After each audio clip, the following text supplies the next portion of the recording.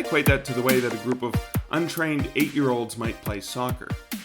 Instead of playing their positions, they all chase madly after the one kid with the ball. The kid with the ball heads to the far left of the field, has a blast, and feels delighted that they've got the ball. Unfortunately, the rest of the pack is desperately chasing them, eager to get that ball for themselves. Then another kid takes the ball and heads to the far right, and that giant mob all follows along to the right, eager and thirsty to have the same fun as the one with the ball. The pack keeps shifting back and forth across the field, a mass, almost mindless group, the majority of the players chasing and never getting the ball. Welcome to the Stark Reflections on Writing and Publishing podcast. There has never been a better time for writers. More information, options, and opportunities are available to you, but navigating these requires insight. Join Mark Leslie Lefebvre as he draws upon more than a quarter century of experience as a writer, a bookseller, and a trusted book industry consultant to explore and reflect on the writing and publishing landscape to help you make informed choices on your writer journey.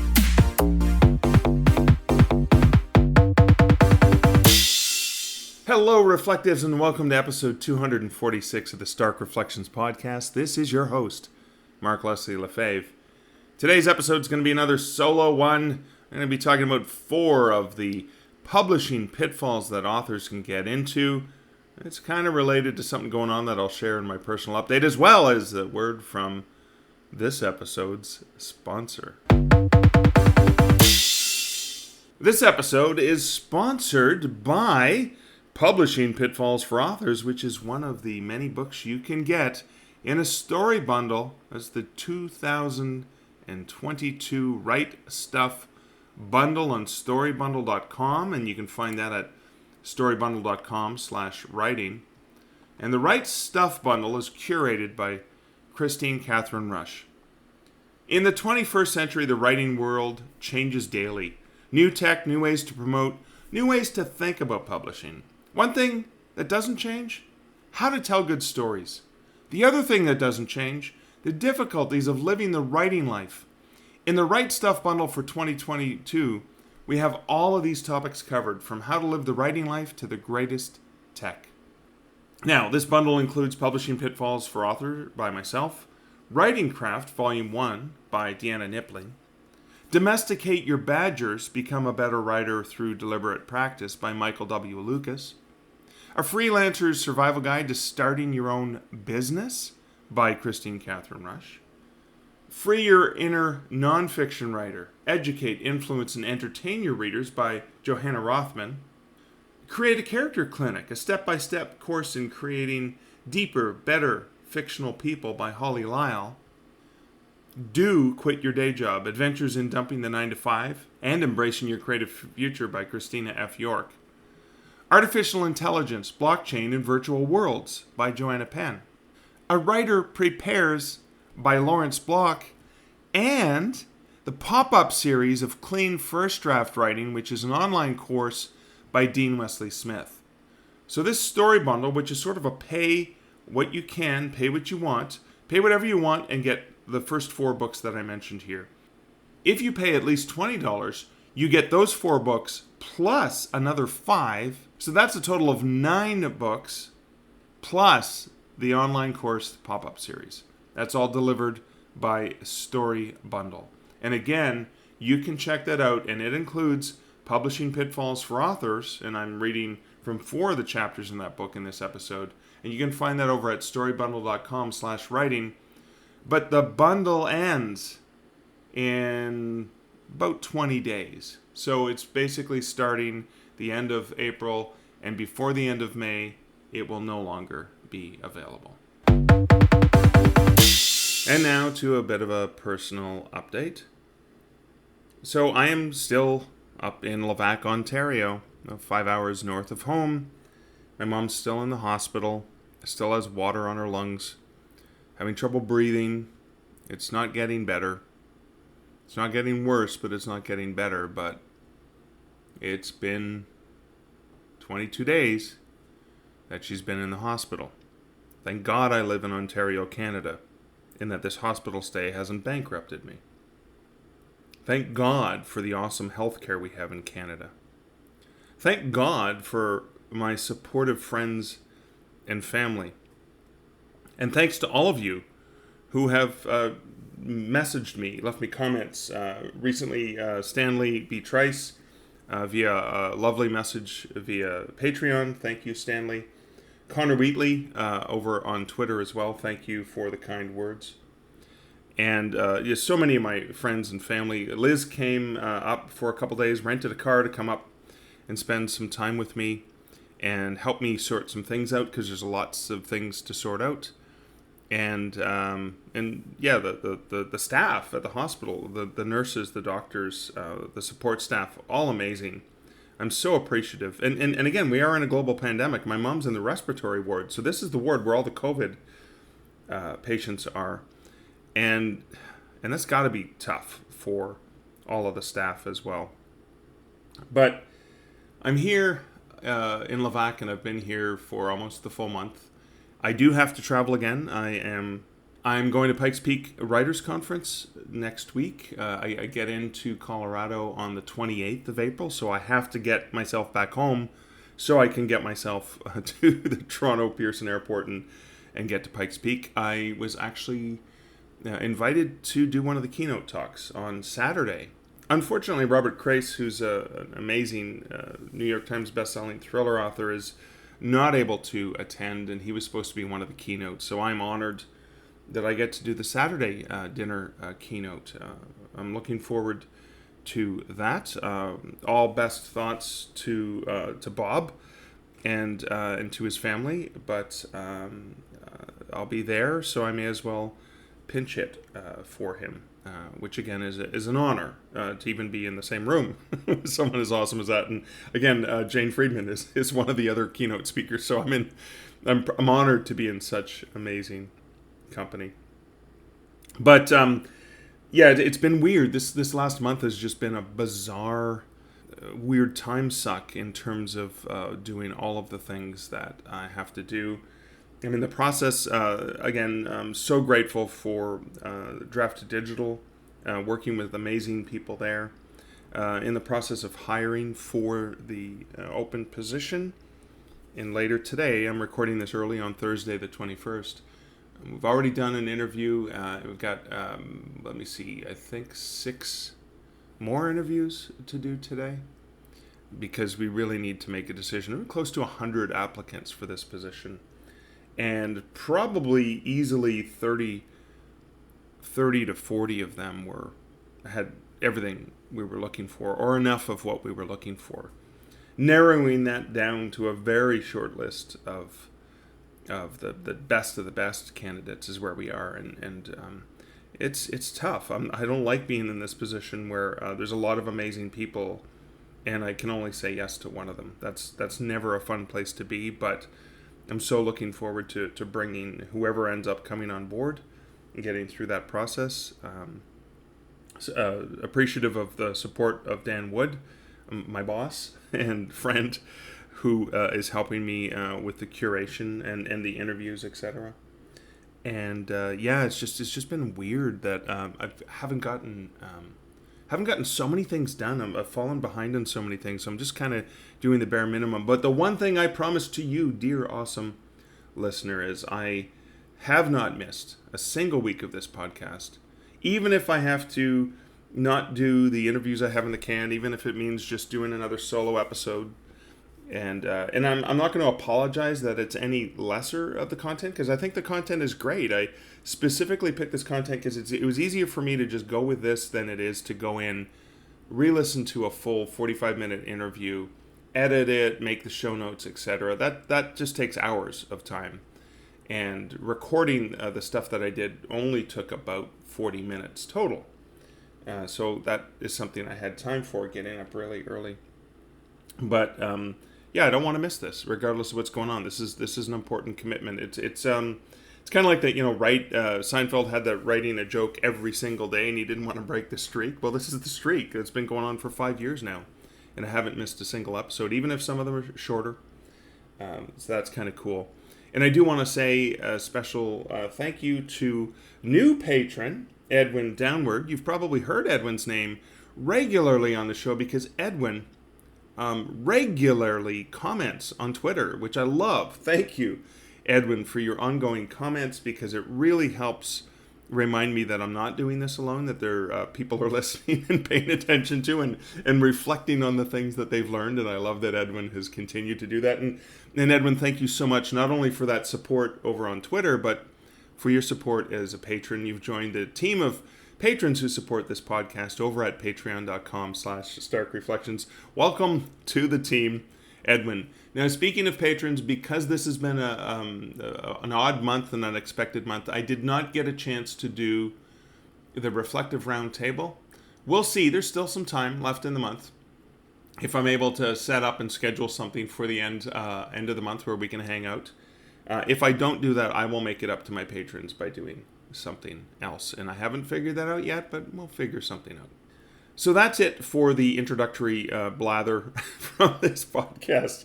This podcast, as mentioned, is Publishing Pitfalls for Authors, was a book I released in 2021. And it's in my Stark Publishing Solutions series, and it's part of a StoryBundle, so I'm excited about that. And I specifically went with the first 4. Well, P is for Predator, I included in, I think it was episode 202 or something, way back when. And I'll include a link to that in the show notes. P is for Predator was the first chapter.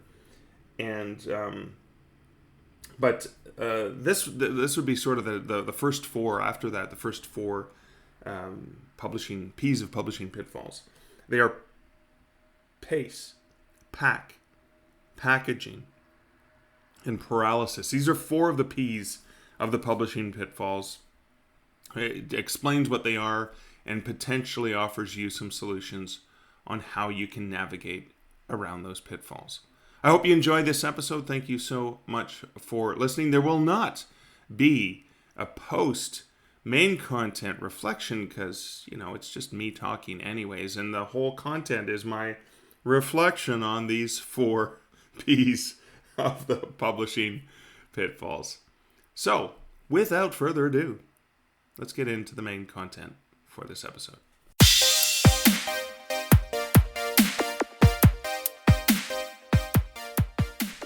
Pace. I've broken pace into 2 distinct elements.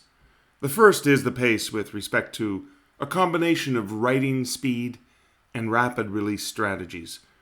The second is in relation to narrative pacing. Writing speed and rapid release. There's a lot of advice floating around within both traditional and indie publishing circles regarding pace. Specifically, that writing fast and rapidly releasing your books is the only way to find author success. There is, of course, some truth to the fact that authors with more books in the market tend to be more likely to earn a larger income. But for long-term success as an author, you have to remember that this is a marathon and not a sprint. Many indie authors, particularly those who write in a series, maintain that you have to release a new book every 30, 60, or 90 days in order to properly ride or game the Amazon algorithm's preference of new releases. This leads some authors to write a number of books that they stockpile, then release in rapid succession over the course of a few months. For example, they might get the first 3 books written, edited, polished, and ready to go, then release them about 30 days apart. One of the challenges with this type of strategy is related to reader expectation. Because unless you can write and collaborate with your editors at that speed for a much longer term, until the end of the series, for example, you're going to be setting your readers up for disappointment. If a reader is used to having a new novel in your series every 30 days for the first 3 books, then you migrate to a release every quarter, every 6 months, or once per year, you'll have set them up to expect one thing, then delivered another. They'll be disappointed. It is possible to leverage a rapid release schedule that is not so aggressive that you damage your mental and physical health in the process. The key is first to determine a comfortable timeline and then pad in some buffer time, because we all know that life events can sidetrack or derail us most unexpectedly. Look at me right now, April 2022, recording this for my podcast. Unexpected stuff happens. Take your time, measure your abilities and comfort level with the cycles of completing the process, and fall into the flow that works best for you. Keep your eyes on your own lane and not on the lanes of the other writers who are releasing books faster or slower than you. Your release schedule will depend upon your actual writing pace, the process of the stringing of words together onto a page. Unless you are just beginning your writing journey, you've likely experimented enough with your writing over time and determined a pace at which you are the right balance of comfortable, confident, and efficient. Don't panic, worry, or stress about the pace that you write at. You write in a way that is working for you. Sure, it's okay to experiment and try to push yourself, but make sure you can settle on a pace that works in the long run. A pace that allows you to breathe, pause, and enjoy the sights along the way. Narrative pace. While this book isn't a replacement for any of the hundreds of wonderful books about the craft of writing, nor would I even dare to try to write one, the pacing or flow of the story itself that you are writing is important to attend to, and I wanted to take a moment to highlight pacing as a potential pitfall to be aware of. Narrative pacing is the speed at which an author tells a story. A combination of factors determines the pace, such as how rapidly the action moves the story along, how quickly the narrative provides information to the reader, and the length of the scenes. Action, description, dialogue, and narrative are elements that affect pace. Action and dialogue tend to move the story forward more quickly, while descriptions and exposition can slow the story down. An author can use sentence, paragraph, scene, and chapter length in ways that speed up or slow the story down as well. When it comes to pacing and writing, what's most important is similar to what we explored when it comes to release timing strategy. The pacing in your story should match the expected pacing the reader expects in the genre you're writing. Publishers, agents, and editors often reject stories and novels based on the pacing not matching their expectations. When you are indie publishing, the pacing you set can either encourage or disappoint your readers, particularly if it's not in line with what the reader has come to expect for the genre you're writing in. Being aware of the importance of narrative pacing and avoiding setting a pace that doesn't match your reader's expectations is critical. Following are just a few helpful resources that you might want to look at to help you with narrative pacing. And they'll be listed in the show notes with links over at starkreflections.ca. 7 Tools for Pacing a Novel and Keeping Your Story Moving at the Right Pace by Courtney Carpenter. Pacing and Writing, 10 Powerful Ways to Keep Readers Hooked. Readsy blog. Save the Cat Writes a Novel, the last book on novel writing you'll ever need, Jessica Brody. Plot and Structure, Techniques and Exercises for Crafting a Plot that Grips Readers from Start to Finish, James Scott Bell. How to Write Best-Selling Fiction, Dean R. Koontz. Okay, this one's out of print as of the release of this book in August 2021, but if you find it at a used bookstore, go check it out. Pack. One issue that continues to plague both self-publishing and traditional publishing circles is the follow the pack mentality. Historically, traditional publishing has long chased trends and earned billions of dollars from that habit. With the popularity of novels such as Ira Levin's 1967 Rosemary's Baby, William Peter Blatty's 1971 novel The Exorcist, and Stephen King's 1974 Carrie, the publishing industry exploded with a deluge of horror paperbacks, mass-produced to meet the popular demand of bloodthirsty readers. Yes, the pun is completely intended. And there were more schlocky and campy-looking horror paperbacks flooding the market through the 70s and early 80s. Publishers couldn't publish enough young adult fantasy novels to pick up on the popularity of J.K. Rowling's Harry Potter craze worldwide. Sparkly yet angst-filled vampires were all the rage following the huge success of Stephenie Meyer's Twilight series. And there was a similar trend of erotic, poor rich man, billionaire erotic romance novels to chase the runaway success of E.L. James' 50 Shades of Grey. Publishers claim to be looking for something new, but more often than not, they're spending the majority of their publishing dollars chasing the next hottest trend. Writers trying to chase a trend when submitting to publishers will often face a huge brick wall. Because by the time something is hot, the publishers are already moving on to something else or looking for that next hot thing. What they want is something that's like the hottest, latest trend, but with a new twist. And this is difficult for writers to gauge because the acquisitions teams are often looking 1 to 2 to 3 years into the future rather than what is hot at the current moment. So if you're a writer hoping to sign with a publisher, you could fall into the trap of always chasing those trends far too late. Indie authors similarly fall prey to those same shiny objects. First something is hot and an author is doing well with it, then thousands of other authors try to mimic what they're writing and publishing, hoping to ride the wave of a massive trend. One difference, of course, is that self-published authors benefit from publishing more quickly rather than being beholden to the red tape of the 4-season selling cycle of traditional book selling. In that way, indie authors might be able to catch a wave well before it's finished running its course. But when it comes to marketing tactics, this is where indie authors often miss the ball. Speaking of balls, I'd like to use an analogy for something I'd witnessed repeatedly in the indie author community since it first started to explode in 2010-2011.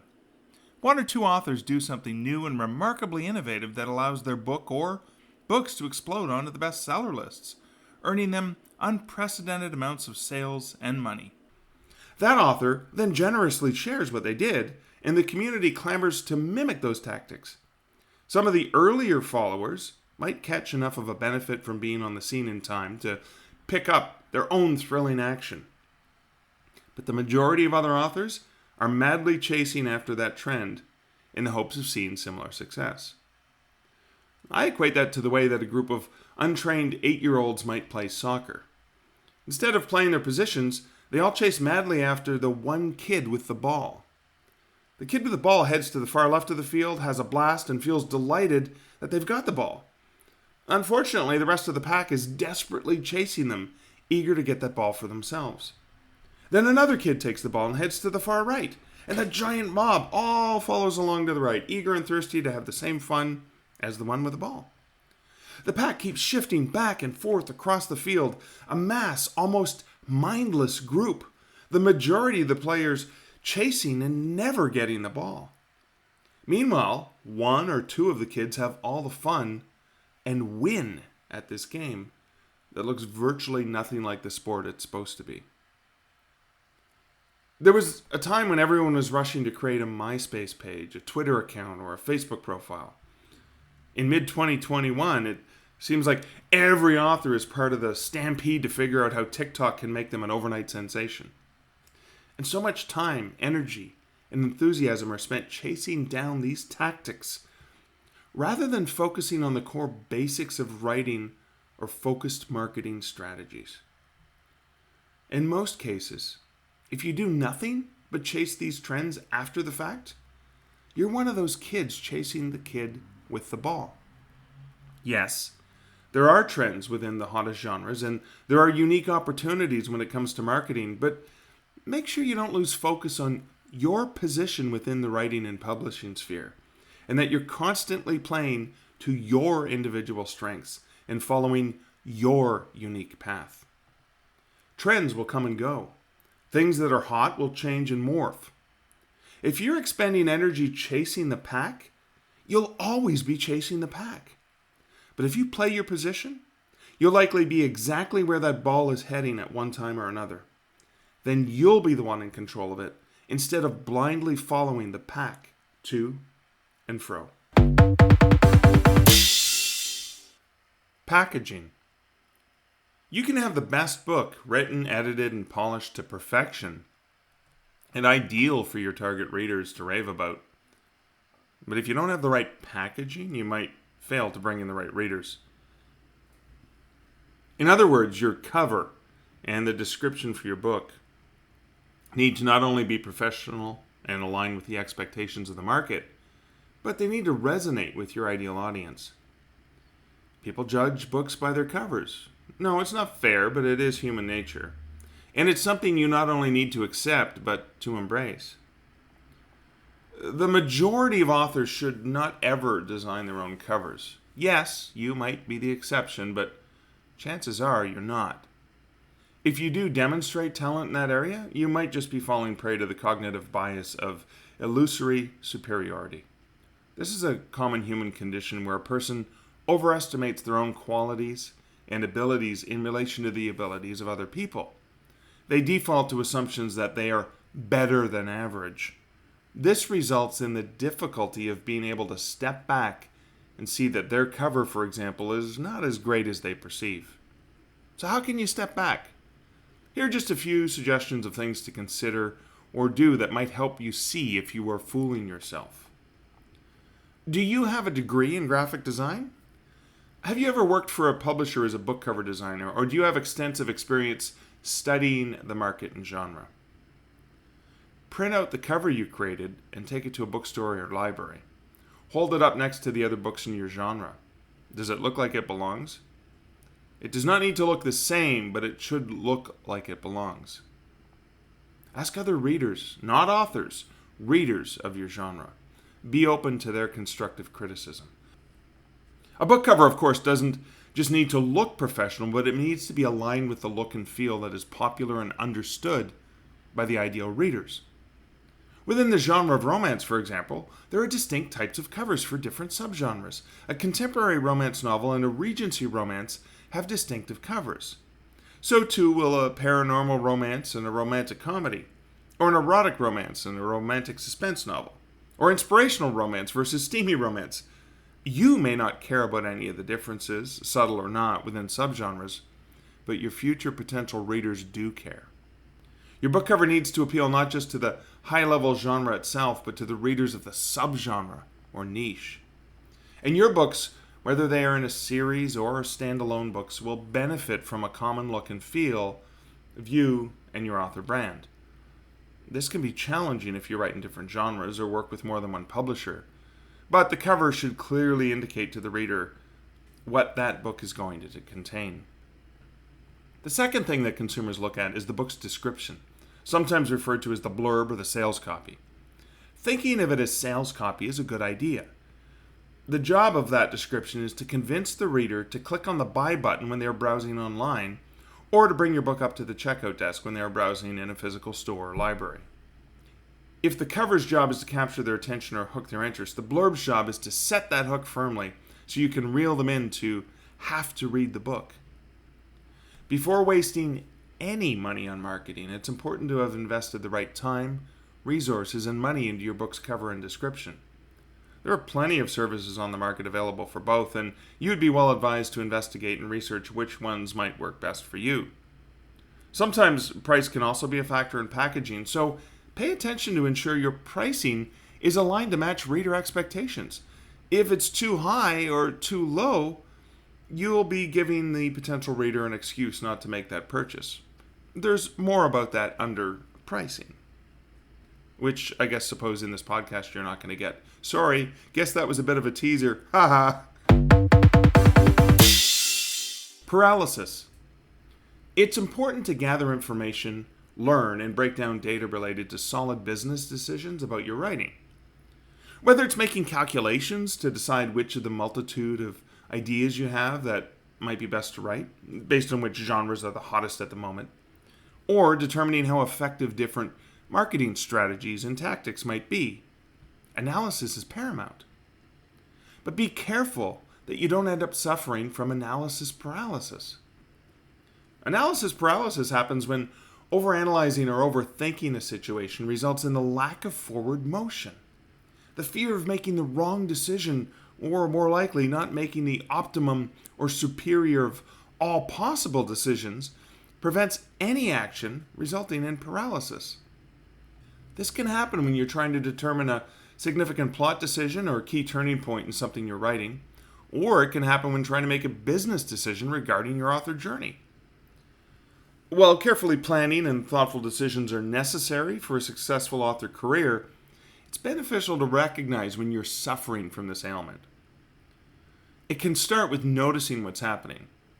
Healthy decision-making usually means outlining a range of possibilities, then narrowing down the list, crossing off items that might not be a good fit or realistically suitable. This process usually takes no more than a few days, and perhaps a bit longer. So if you find yourself struggling for weeks with a list of options that all have equal merit, you might be in a paralysis situation with making a decision. It might be good to consider why you are stuck in overthinking. For example, are you worried about making the wrong decision? Do you have difficulty trusting yourself because you previously made a similar decision and it didn't turn out as well as you'd expected? Or are you worried that others might pass judgment on you for whatever decision you make? Increasing your awareness about why you might be delaying or stalling on making a decision could provide the insights to help you overcome it. Consider making a really small decision to grease the wheels of the decision-making process. Even if it's not related to writing, just making a quick, small decision allows you to test your abilities and give you a little bit of confidence. Think back to a time where you made a small, easy decision about something. It may have come with a bit of anxiety and stress, but chances are things worked out okay. Remembering that allows you to practice and grow a bit of confidence in your decision-making. Similarly, you might want to reflect on decisions that you've made in the past that worked out well and move things along in a positive direction. They may have even come with some hardships, but in the long run, everything worked out for the best. Reflecting on those also reminds you that you made good decisions in the past and are likely to continue to make good decisions. In addition, and oh so important, it can help increase your confidence. If you end up thinking about past decisions and ones you made that you realized in retrospect were mistakes, that's prone to happen because we are often hard on our past selves. Don't think about the bad decision, but upon what you learned from making that mistake. Mistakes are part of the learning process, and when we make mistakes, we have opportunities to learn and grow. Try to focus on how you've grown through all of your past decisions, even if they were the wrong ones. And not to belittle the importance of writing and publishing, because it is a significant part of who we are as writers, but I doubt that any writing or publishing decision we make is ever going to be life-threatening. Decisions you make might occasionally be the wrong choice or result in having to fix or redo that work somewhere down the line, but they're rarely catastrophic. All too often, new writers get bogged down by the sensation that the world will end if they make a mistake. It's also important to trust your instincts and what your gut tells you, because your gut often has nothing to do with logic and reasoning, and more with how something feels. It can seem absurd to trust it, particularly if you prefer to rely on research and logical reasoning to make decisions, but don't forget that your personal feelings, emotions, and comfort levels with various choices and activities are definitely real and certainly unique to you.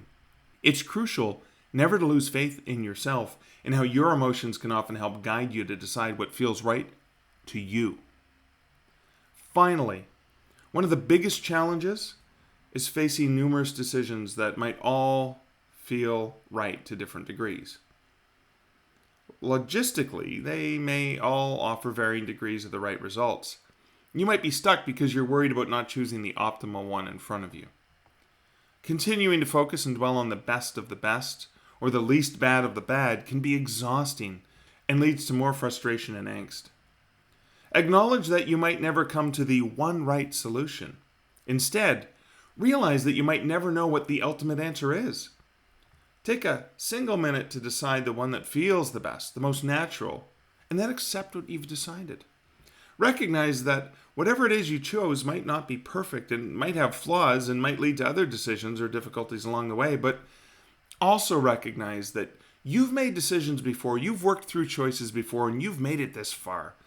Trust yourself and understand that this isn't the last decision you'll be making. There will be more opportunities to change and adapt and learn and grow as you move forward. If it's a decision within the context of your writing, you'll always have the option to rewrite or re-edit. And if it's a decision related to your author career, there are usually always new opportunities and new options that will appear on the road ahead as you continue forward.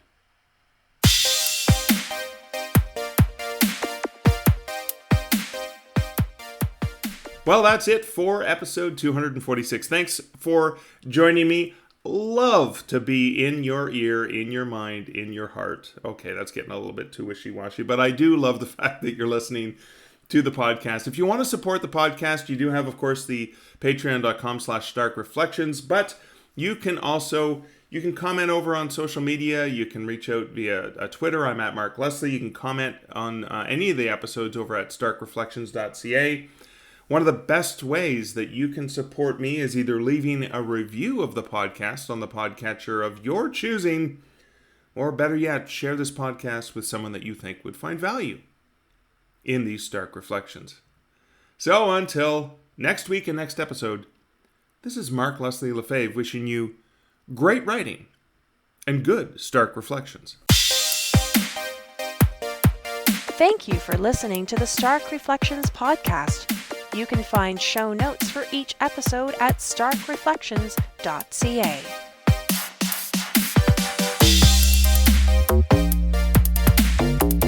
The music for this podcast, Laser Groove, was composed and produced by Kevin MacLeod. Check out more of Kevin's great music at incomptech.com.